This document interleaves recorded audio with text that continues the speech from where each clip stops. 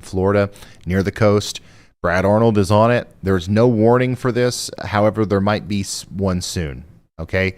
That's going to include Bay Springs, okay, in Florida. So make sure you're prepared for that. Let's fly over to Texas and take a look at this tornado warning, okay? We do have a tornado warning that includes Booker and Gaylord. That's going to be allowed to expire soon. And then we've also got one that includes Lipscomb and Barton Corners in Texas, okay? So make sure you guys are in your safe spots. And then let's go down here to Oklahoma. Duncan, Oklahoma, you're under a tornado warning, but that's probably going to be allowed to expire in like literally 2 minutes.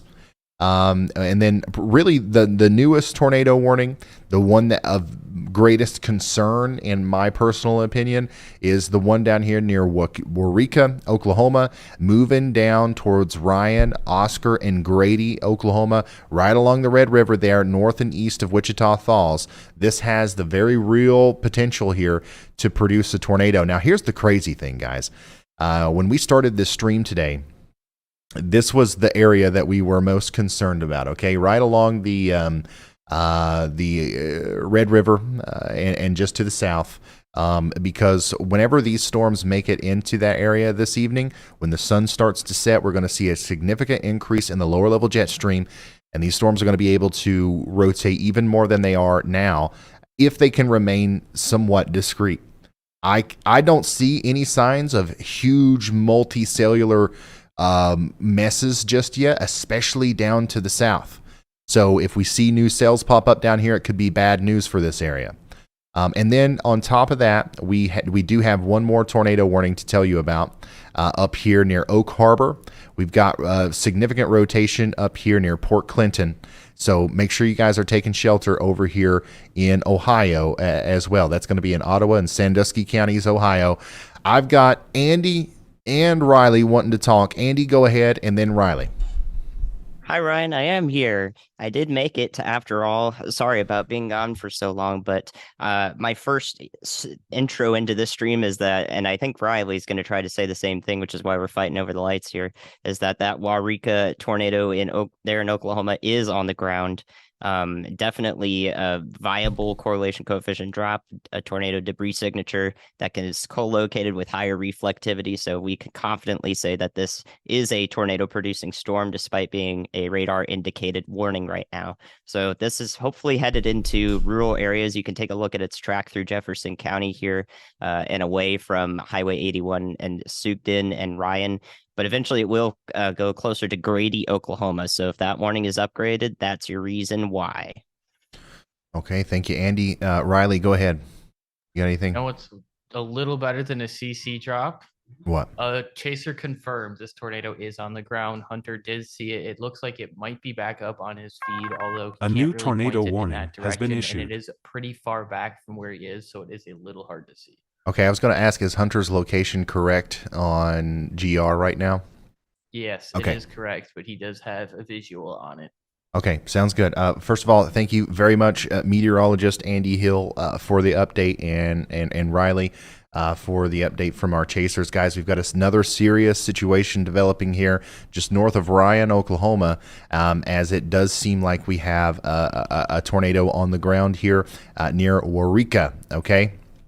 We've got the velocity couplet right there correlated with a CC drop, correlation coefficient drop. This tells us that there's debris in the air, and that's obviously there because of a tornado. We know that because the hook and the velocity couplet line up perfectly with it. So what does that mean? Okay, we're going to come back over here on this map.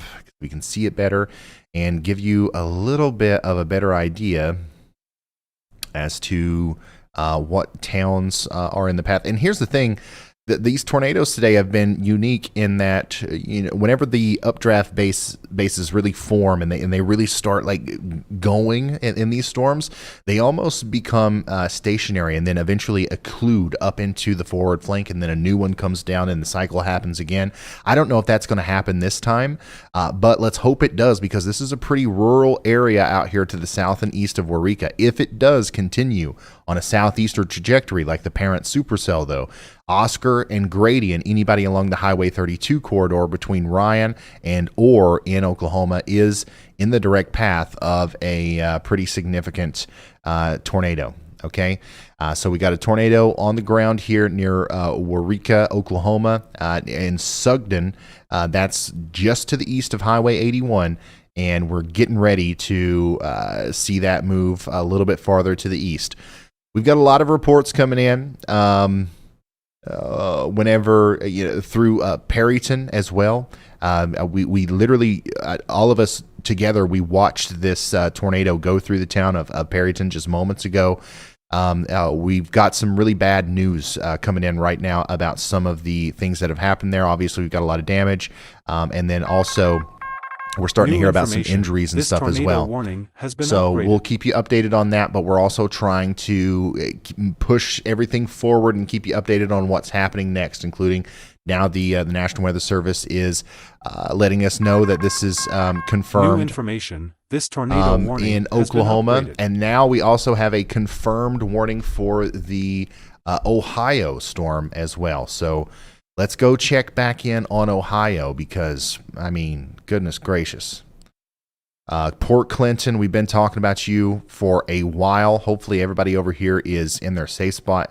This is a mess on radar, but we do have a confirmed tornado over here just off of Lake Erie between Oak Harbor and Whitman's Grove, moving parallel and south and east, or mostly east, to Highway 80 or Interstate 90 between Whitman's Grove and Bay Shore. If you're anywhere over there, you got to take shelter now. This is, once again, Ottawa and Sandusky counties in Ohio. And how did this emergency management confirmed a tornado along the Ottawa-Sandusky County line near the State Route 19. So that is right in this general vicinity, and that's going to be moving east or slightly to the south and east. So take shelter. Once again, even if there's no tornado that impacts your specific neighborhood, if you're in Port Clinton, Danbury, Sandusky, any of these places in Ohio, this is going to be one of the bigger storms you've seen in a long time up here in Ohio, with 2-inch in diameter hail and 60 to 70 mile per hour winds. So make sure you are prepared for that. Back down into Oklahoma we go. We're taking another look at our tornado here to the south and east of Waurika. And we've got, once again, another area of interest popping up here as this thing is just sending out multiple little protrusions for us to look at. This is an area of interest. Pretty much anybody that interacts with the southern side of this cell, as this big blob moves off to the south and east, anybody that comes into contact with the entryway for the way that this storm receives its inflow is going to be under the gun today for a pretty damaging storm and a big tornado. So as this moves off to the south and east, everybody in the path of it down here has the chance of seeing a tornado. It's not all going to come from the same hook. There's going to be, occlusions and recycles that happen over and over again. But yeah, if I'm anywhere along the Red River today, especially to east of Wichita Falls or from Wichita Falls points east, I am being hyper weather aware as we've got the potential for multiple tornadoes to come out of this thing. We still got a tornado warning back here in northeast, the panhandle, northeast panhandle of Texas as well. And that's going to be also capable of producing baseball size hail near Lipscomb. And this storm over here near Wichita Falls is starting to get its act together a little bit more as well. So we'll watch this as it approaches Wichita Falls. But as of right now, no immediate threat for that general vicinity. Let's go back to Alabama, where we have another storm that we were watching pretty closely not too long ago. Looks a little bit less interesting now, but still got the couplet. There's still a little bit of rotation right there. So we'll see if Brad can give us an update here soon. I know this area is having some problems with cell service. But for right now, we're going to kind of hone in on our Oklahoma storms because this is definitely the biggest deal right now. Go ahead, Riley. Hey Ryan, I'm just monitoring Freddie McKinney's feed, and in the last 10 seconds or so, there is starting to have a lowering come out of the cloud, actually two. So it does look like we're going to have another potential land spout. Okay. Thank you very much, Riley.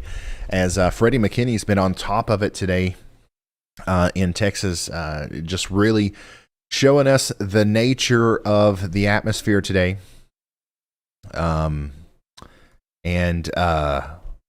There's just a lot of spin out there. In every little part of the cloud is spinning, and we're seeing that through multiple different avenues. We've had a damaging tornado. We've had a couple of damaging tornadoes. And we've had a lot of land spouts, a lot of funnel clouds, a lot of wall clouds today. So, anytime you see that, especially early in the event, it's really not a good sign. Because as long as there's any bit of a discrete supercell still floating around out here this evening when the sun starts to go down, we are going to see a rapid expansion and increase of our lower level jet. And I do think the tornado threat's only going to go up. Now, even if we don't see any discrete cells, we're going to see a lot of spin up tornadoes tonight, and we're going to see that DVD sized hail potentially, and up to 90-mile-per-hour winds with any storm that forms here along these, supercells today. So that's why we are live right now and trying our best to keep you as updated as possible. We got something going on here. Hold on, wait. I want to pull up Brian's feed. Wow. Once again, Brian continues to show us some live damage updates from Perryton. This is the town that we just saw get hit by the tornado not too long ago. Looks like the farther he goes into town, the more extensive this damage becomes. So this is almost certainly something that we're going to have to utilize the Y'all Squad for, okay? So for those of you who don't know, we just started a 501c3 nonprofit organization just for moments like this. Whenever towns get hit by tornadoes and we've got a bunch of people watching, we would love for everybody to try to pitch in just a little bit so we can send some of our storm chasers there and apply immediate disaster relief. It's an official 501c3 charity. It's tax exempt and all that stuff. Go to the y'allsquad.org if you want to help us do that. We'll be there as soon as tomorrow, literally on the ground helping people. The y'allsquad.org. There's a link in the description. Any amount you want, every bit helps. And it's all going to go to this and anybody else that gets hit today.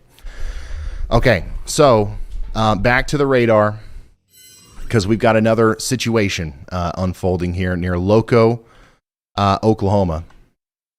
Look at this. It's something you don't see every day.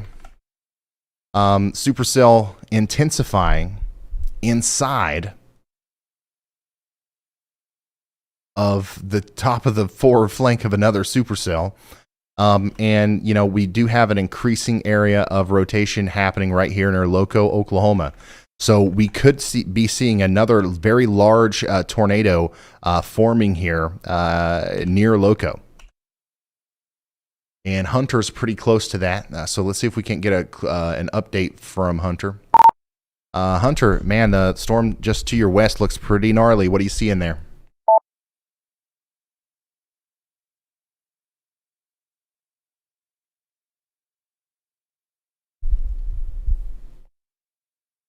As soon as we can, we'll get an update from Hunter.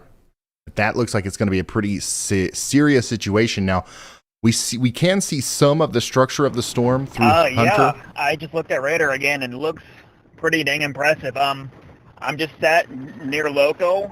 I see a pretty massive wall cloud, but no tornado yet. It's obviously really shrouded in rain. But I'm really hoping this doesn't drop down and hit the town of Loco.